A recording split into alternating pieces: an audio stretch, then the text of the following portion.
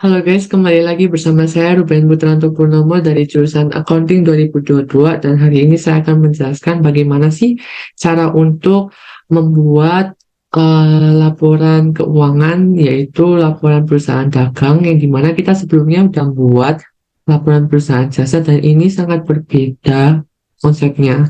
Tapi untuk tabel Excel-nya itu sama, ya sama.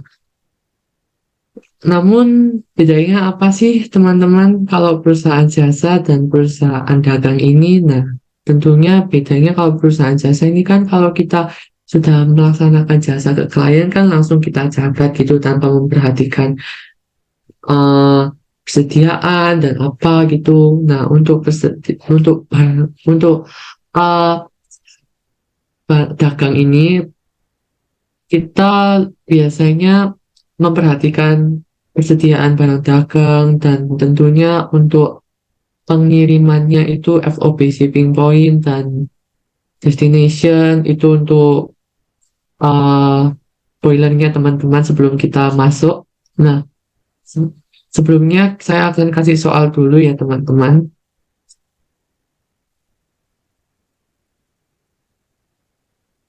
Nah, berikut adalah soalnya. Mungkin kalian bisa screenshot dulu karena ini akan kita pakai sampai akhir.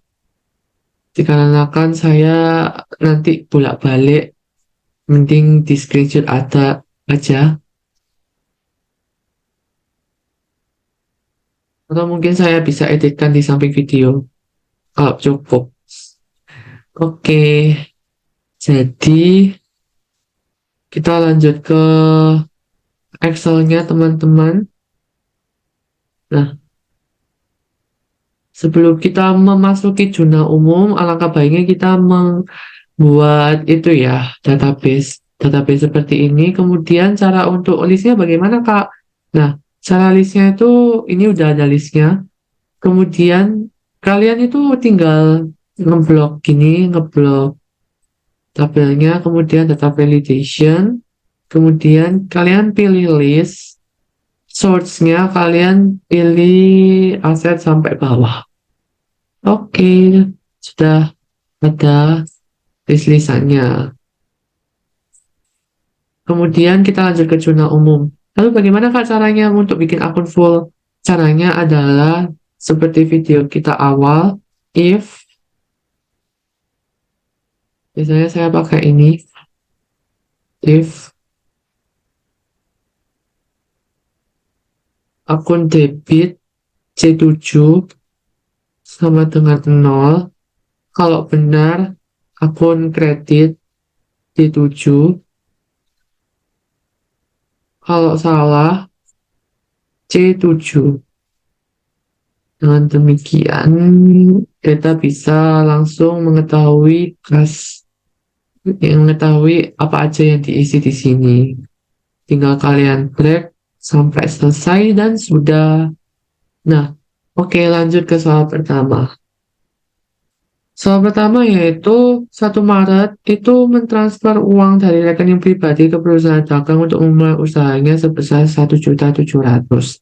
Nah, untuk nama akunnya kita namakan kas ya, karena mentransfer rekening kas dan modal karena untuk sebagai modal utamanya untuk memulai usaha.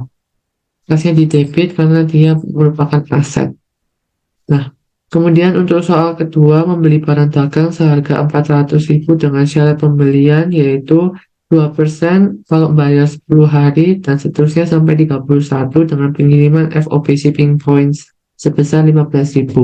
Mungkin bagi kalian yang nggak tahu shipping point, itu intinya kalau shipping point itu dibayar oleh pembeli, kalau destination itu dibayar oleh penjual. Namun kalian harus ingat sudut pandangnya.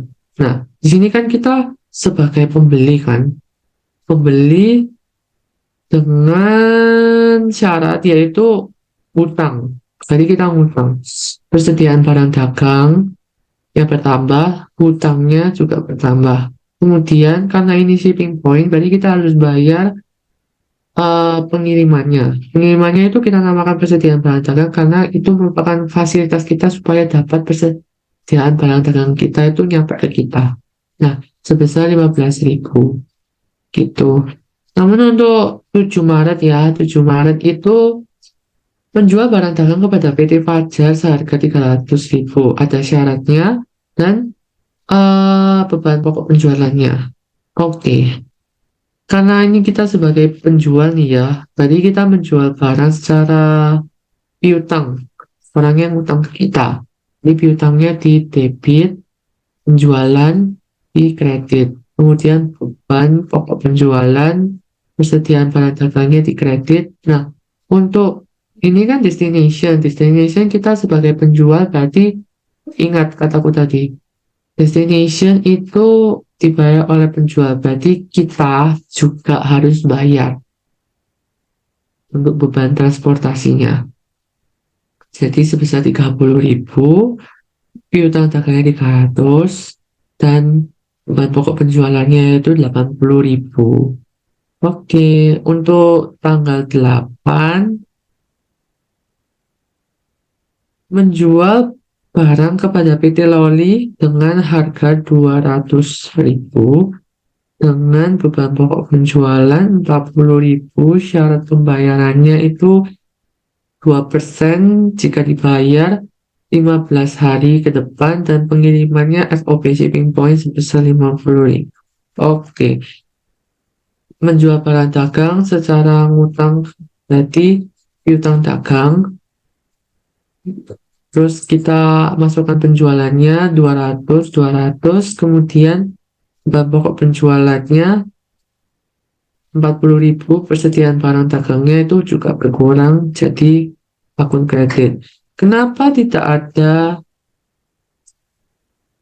suruh bayar FOB shipping point? Karena kita di sini itu sebagai penjual yang menjual sebagai FOB shipping point. Jadi kita tidak perlu membayar beban pengirimannya. Karena yang bayar itu sebenarnya adalah pembeli, bukan penjualnya. Oke, sekarang ke tanggal 10, itu membayar sewa gudang perlengkapan sebesar 200.000. Nah, 200.000 seperti biasa kita melakukan membayar beban sewa, berarti beban sewanya berkurang yang awalnya di kredit menjadi debit. Nah, 200.000 dan kasnya berkurang 200.000. Kemudian tanggal 14 ada retur penjualan, menerima kembali barang yang dijual oleh PT Fajar pada tanggal 7 Januari ini ya, 7 Januari sebesar 50.000 karena kerusakan. Nah, retur penjualan. Kenapa disebut retur penjualan? Karena pembeli itu mengembalikan sebagian barangnya karena kerusakan. Nah, selain retur penjualan, apalagi yang berkurang? Piutang pembelinya kan. Nah, piutang pembelinya itu berkurang 50.000, dijadikan ke akun kredit karena yang awalnya di debit.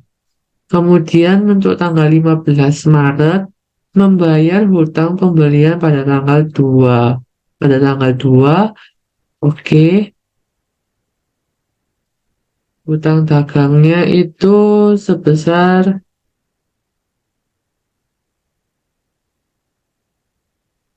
400 ya teman-teman. Karena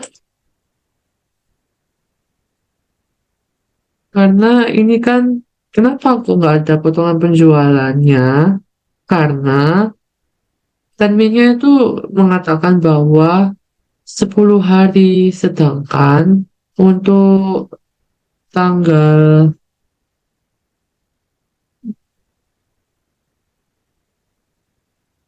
sedangkan untuk tanggal 15 itu sudah kelewat. Intinya 12 sudah lewat 12. Harusnya kan 12 itu maksimal.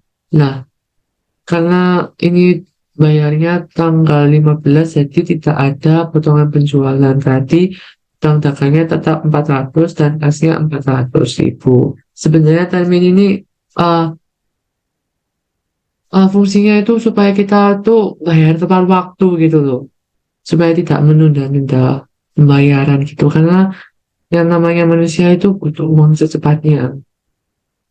Jadi untuk tanggal 16 langsung membeli barang dagang sebesar 250 dengan syarat dapat 2% jika dibayar 10 hari ke depan dan seterusnya sampai 30 dengan pengiriman FOB destination dengan biaya sebesar 46.000.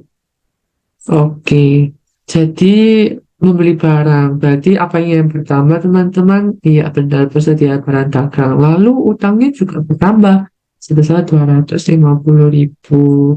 Kalau shipping point-nya apakah tidak ada pengaruh? Tidak ada, karena kita sebagai pembeli FOB destination itu yang bayar penjual. Berarti kita tidak usah menghiraukan 46.000-nya ini ya teman-teman. Kemudian untuk tanggal 17 Maret, mengembalikan barang dagang di tanggal 16 sebesar 30.000. Berarti hutang dagangnya otomatis berkurang kan teman-teman. Nah, berkurang yang awalnya di kredit jadi debit, kemudian persediaan barang dagangnya juga berkurang. Yang awalnya di debit jadi kredit sebesar 30.000. Nah, untuk tanggal 18 menerima pelunasan piutang dari PT Fajar tanggal 7 Maret sampai lunas. Kita lihat tanggal 18 itu apakah ada penyesuaian teman-teman 18?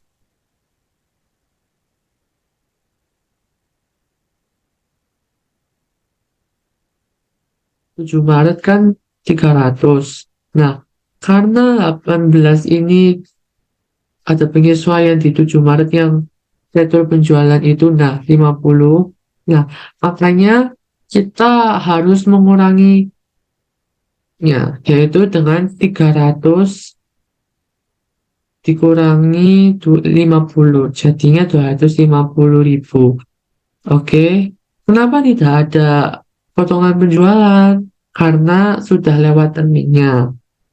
Kemudian untuk tanggal 19 Maret 2023 membayar hutang pembelian pada tanggal 16.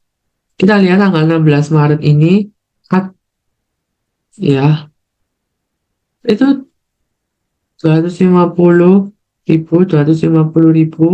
ada penyesuaiannya yaitu 30.000 itu sebagai pengembaliannya karena rusak. Nah, otomatis utang dagangnya itu berkurang 250 dikurangi 30.000 jadinya 220.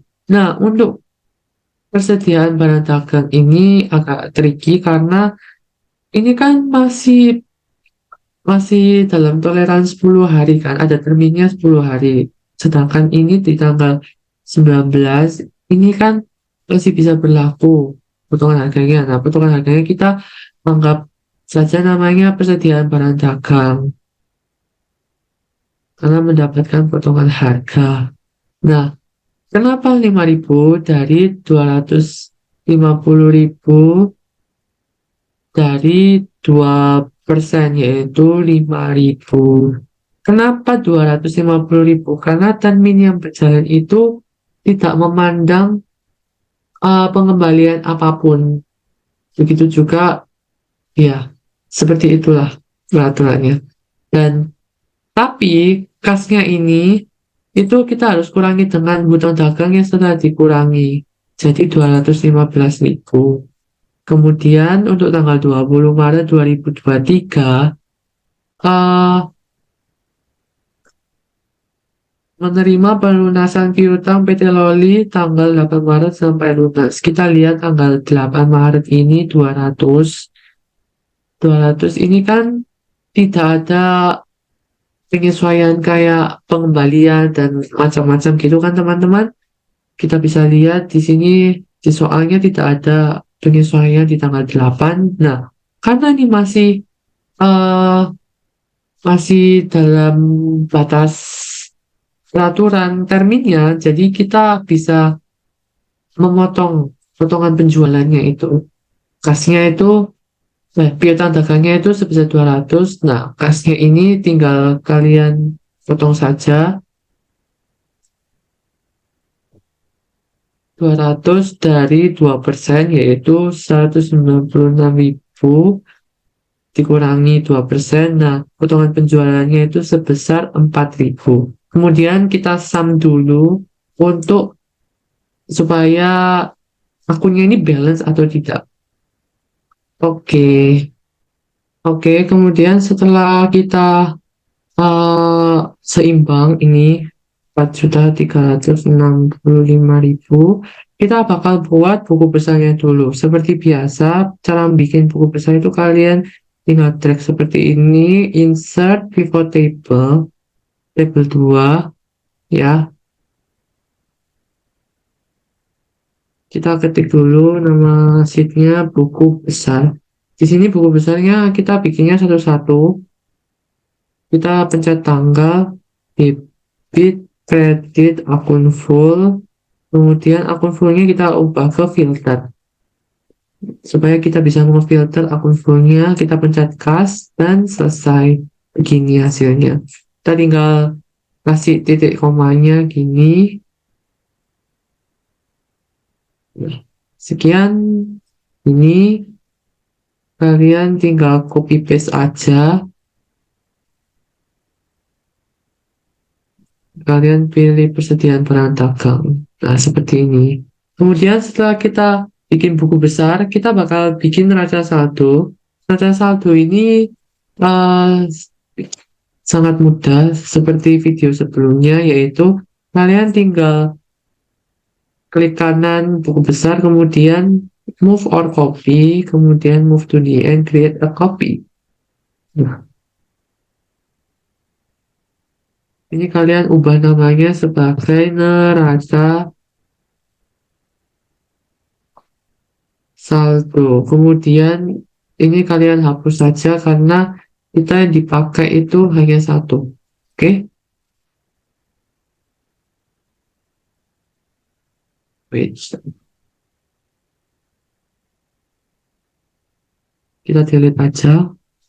Nah, lalu apanya yang dirubah? Nah, akun fullnya kalian ubah ke atasnya tambah. Seperti ini, kemudian kalian pencet 1 Maretnya ini atau di mana gitu, entah di sini maupun di sini. Kita pencet yang namanya extend or collapse entire field. Nah, seperti ini. Seperti biasa, kalau kita bikin neraca saldo, kita harus buat saldo debitnya dulu. Cara bikinnya gimana, Kak? Nah, seperti ini, teman-teman. Jadi kita ke pivot table, kita fill item and sets, insert table saldo debit.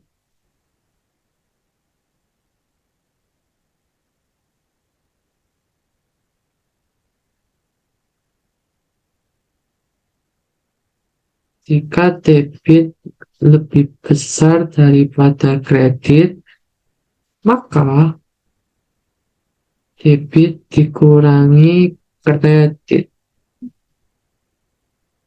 Ini rumusnya kita sudah hafal ya, teman ya.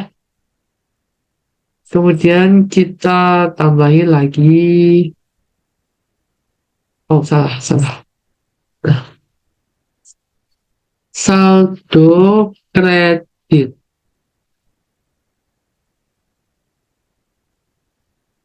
If dalam kurung kredit lebih besar daripada debit, maka kredit dikurangi debit. Oke, seperti biasa ini di hide. Kemudian karena nada satu ini tidak bisa menjumlah secara otomatis, berarti kita harus sum-nya harus manual. Oke, sampai beban transportasi, kemudian totalnya itu sum, kita drag sampai sini.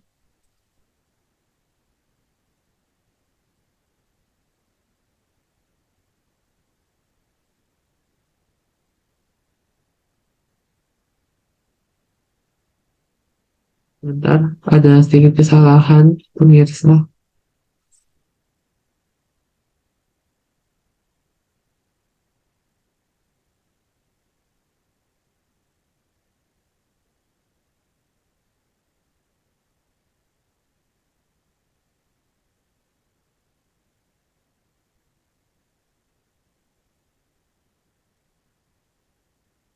Nah, terus kita full. Nah, seperti ini. Kemudian kita bakal bikin laporan laba rugi. Nah, untuk laporan laba rugi kita bisa move or copy dari neraca saldo juga. Tapi row labelsnya sebentar. Uh, Move or copy, kemudian move to the end, create a copy. Laporan laba rugi.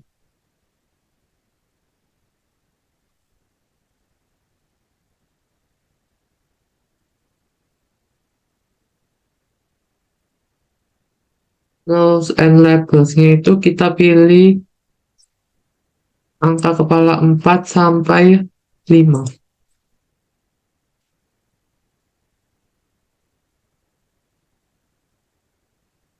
Nah, begini.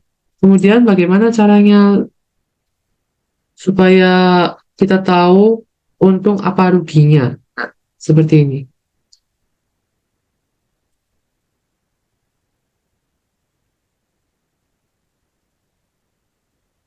Caranya kita itu tinggal report table analysis, kemudian calculated field, kemudian kita harus memasukkan saldo Maret karena yang ditanyakan saldo Maretnya itu berapa.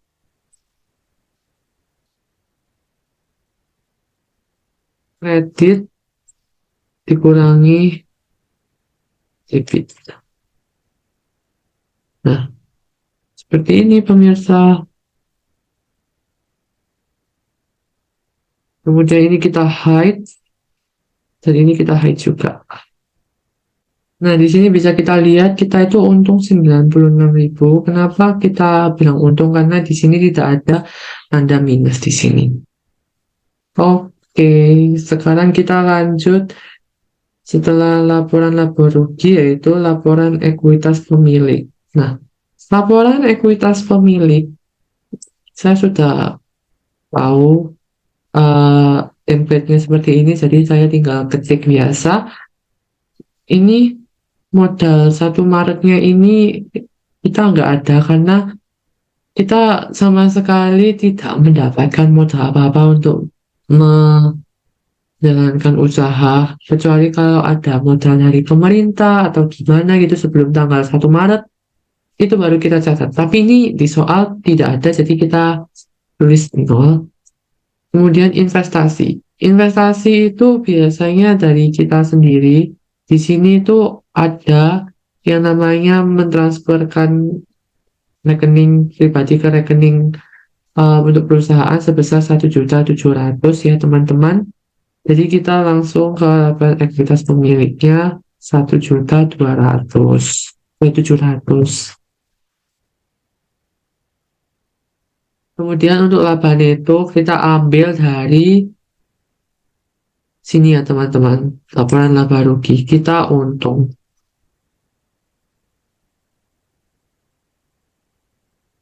Dikurangi privé karena ini tidak ada privé-nya. Sebenarnya saya ingin menambahkan soal privé, namun karena soalnya terlalu banyak, jadi tidak saya tambahkan. Namun kalau ada privé kurang lebih sama lah, karena ini tinggal masukin doang. Tinggal kalian ubah ke jurnal umumnya saja. Kemudian kita dapat ekuitas pemiliknya itu 1.796.000. Kemudian untuk laporan posisi keuangannya. Untuk laporan posisi keuangannya, saya bisa jelaskan ini laporan posisi keuangan itu pokoknya ada aset sama dengan liabilitas ditambah ekuitas pemilik. Nah, aset itu dibagi menjadi aset lancar sama aset tidak lancar. Nah, aset lancar itu aset yang bisa langsung dicairkan gitu. tanpa harus menunggu lama-lama lagi. Contohnya itu kas, persediaan barang dagang, dan piutang dagang.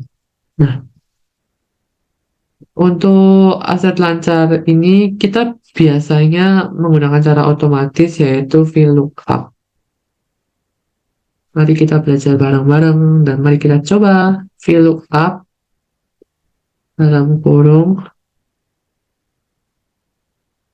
kas. Yang kita mau cari itu kas, titik koma. Kita cari di neraca saldo ya teman-teman. Kita blok dari sini sampai sini. Jangan sampai total ya. Nanti error. Nah, apa sih yang mau dicari? Nah, karena ini kas ini kan yang mau dicari kan semisal nih ya, kas persediaan barang dagang sama piutang dagang. Nah, yang dicari itu sampai sum of saldo debit. Berarti dari A sampai ke D itu A, B, C, D itu ada 4. Kemudian tutup kurung. Kita lihat kasnya ini 1.286.000. Kita enter. Nah, pas sebelumnya saya kasih rumus string dulu ya teman-teman. Supaya nanti kita bisa memudahkan kita untuk ngedrag satu persatu. Karena ini kalau tidak dikasih string nanti formatnya bakal beda. Yang dimana tidak mengikuti yang awal. Jadi string ini supaya ngedrag dan istilahnya fitur pintarnya dari Excel gitulah yang pernah diajarkan oleh dosen saya. Nah, kemudian kita drag dan hasilnya boom. Bidang dananya kosong karena di neraca saldonya kosong. Oke, tinggal kalian sesuaikan aja. Kemudian hutang dagangnya nih ya. Ini kita tulis 0, 0, 0. Kemudian untuk liabilitasnya, liabilitas itu terdapat hutang dagang. Oke. Kita bakal coba lagi ya teman-teman supaya ingat kembali sama dengan VLOOKUP dalam kurung apa yang mau kita cari, kemudian titik koma kita ke neraca saldo. Kita bakal drag ini kecuali totalnya, kemudian titik koma karena ini hutang dagang jadi kita ketik 5 karena A sampai E. Nah, oke, tidak ada. Untuk ekuitas pemilik, kita ngambilnya itu dari sini laporan ekuitas pemilik ya teman-teman. Sama dengan, salah.